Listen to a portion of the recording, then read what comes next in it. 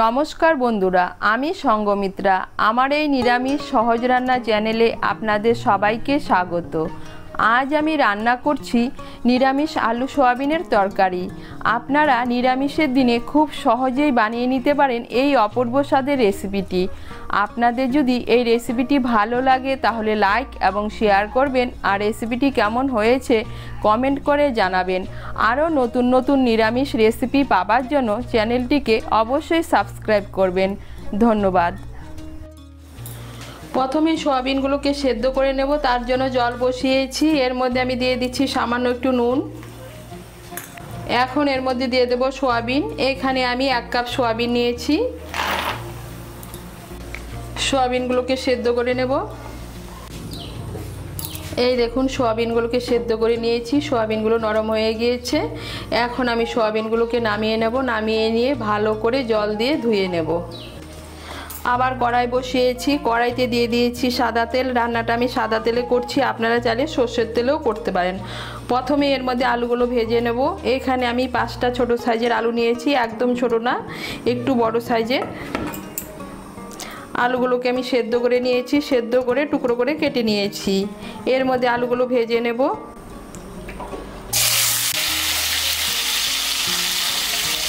এর মধ্যে দিয়ে দিচ্ছি সামান্য একটু নুন, আর দিয়ে দিচ্ছি সামান্য একটু হলুদের গুঁড়ো।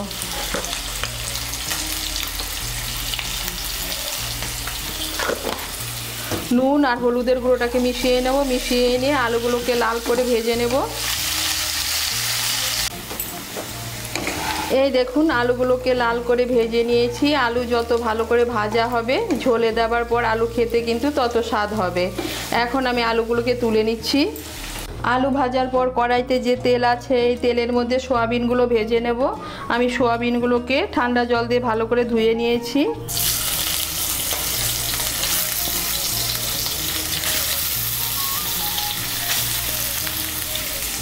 এর মধ্যেও দিয়ে দেবো সামান্য একটু নুন আর সামান্য একটু হলুদের গুঁড়ো।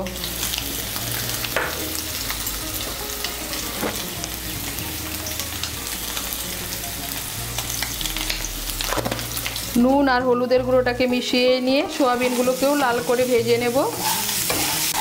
এই দেখুন, সোয়াবিনগুলোকেও লাল করে ভেজে নিয়েছি। এখন আমি সোয়াবিনগুলোকে তুলে নেব।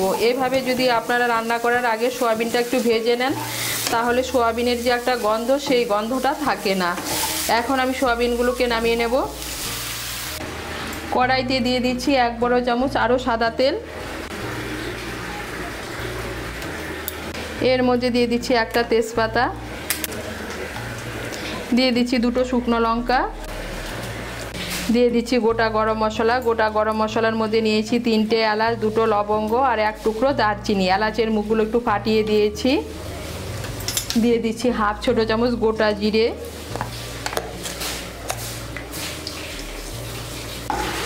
ফোড়নটা দিয়ে একটু নাড়াচাড়া করে নিয়ে যখন ফোড়নের থেকে সুন্দর একটা গন্ধ বেরোবে, তখন এর মধ্যে দিয়ে দেবো টমেটো বাটা। এর মধ্যে দিয়ে দিচ্ছি একটা মাঝারি সাইজের টমেটো বাটা।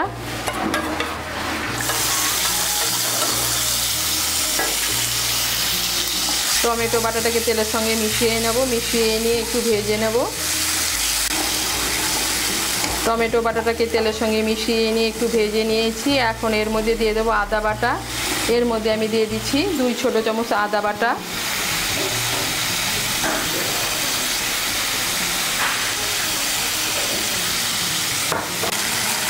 আদা বাটাটা মিশিয়ে নেব। মিশিয়ে নিয়ে একটু ভেজে নেব। মিশিয়ে নিয়ে একটু ভেজে নিয়েছি। এখন এর মধ্যে দিয়ে দেবো জিরে বাটা আর ধনে বাটা। এর মধ্যে আমি দিয়ে দিচ্ছি 1 বড় চামচ জিরে বাটা আর ধনে বাটা।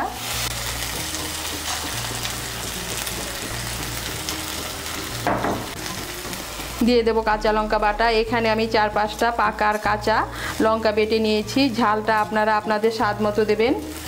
জিরে বাটার কাঁচা লঙ্কা বাটাটাকে ভালো করে মিশিয়ে নেব। মিশিয়ে নিয়েছি। এর মধ্যে দিয়ে দেবো হলুদ গুঁড়ো। এর মধ্যে আমি দিয়ে দিচ্ছি 1/2 ছোট চামচ হলুদের গুঁড়ো। দিয়ে দিচ্ছি 1/2 ছোট চামচ কাশ্মীরি লঙ্কার গুঁড়ো। এটা কিন্তু ঝাল হবে না, এটা আমি কালারের জন্য দিচ্ছি।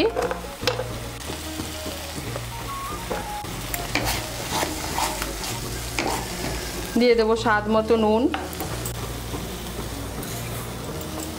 আর দিয়ে দেবো সামান্য একটু জল। আমি মশলার বাটিটা ধুয়ে এর মধ্যে সামান্য একটু জল দিচ্ছি।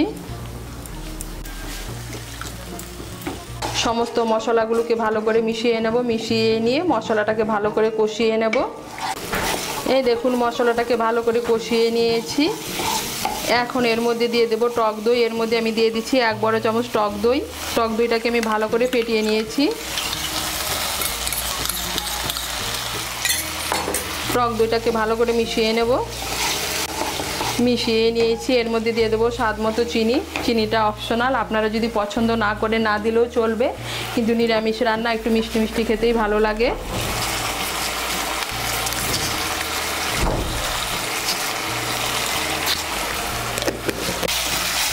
চিনিটাকে মিশিয়ে নেব। মিশিয়ে নিয়ে মশলাটাকে আরেকটু কষিয়ে নেব। এই দেখুন মশলাটাকে আরেকটু কষিয়ে নিয়েছি। মশলা থেকে তেল ছেড়ে দিয়েছে, তার মানে মশলাটা ভালো করে কষানো হয়ে গিয়েছে। মশলা যত ভালো কষানো হবে রান্নার স্বাদ কিন্তু তত ভালো হবে। এখন এর মধ্যে দিয়ে দেবো ভেজে রাখা আলু আর সয়াবিন।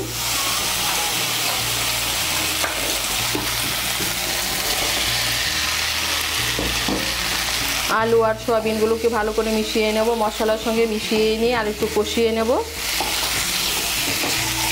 এই দেখুন সয়াবিন আর আলুগুলোকে মশলার সঙ্গে ভালো করে কষিয়ে নিয়েছি। এখন এর মধ্যে দিয়ে দেবো জল। আপনারা যেরকম ঝোল খেতে পছন্দ করেন সেই অনুযায়ী জল দেবেন। আমি এর মধ্যে 2 কাপ আর হাফ কাপ গরম জল দিচ্ছি।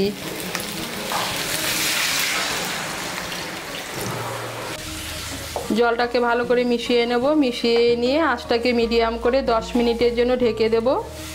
আঁচটাকে মিডিয়াম করে 10 মিনিটের জন্য ঢেকে দিয়েছিলাম। এই দেখুন সয়াবিন আলু সব সেদ্ধ হয়ে গেছে। আলুটা সেদ্ধ করাই ছিল। এখন এর মধ্যে দিয়ে দেবো চিড়ে রাখা 3টে কাঁচা লঙ্কা। দিয়ে দেবো গরম মশলার গুঁড়ো। এর মধ্যে আমি দিয়ে দিচ্ছি হাফ ছোটো চামচ গরম মশলার গুঁড়ো।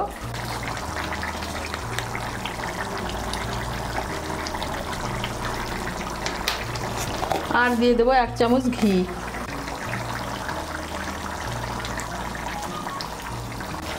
ঘি আর গরম মশলার গুঁড়োটাকে ভালো করে মিশিয়ে নেব। আমি তেজপাতাগুলোকে উঠিয়ে দিচ্ছি।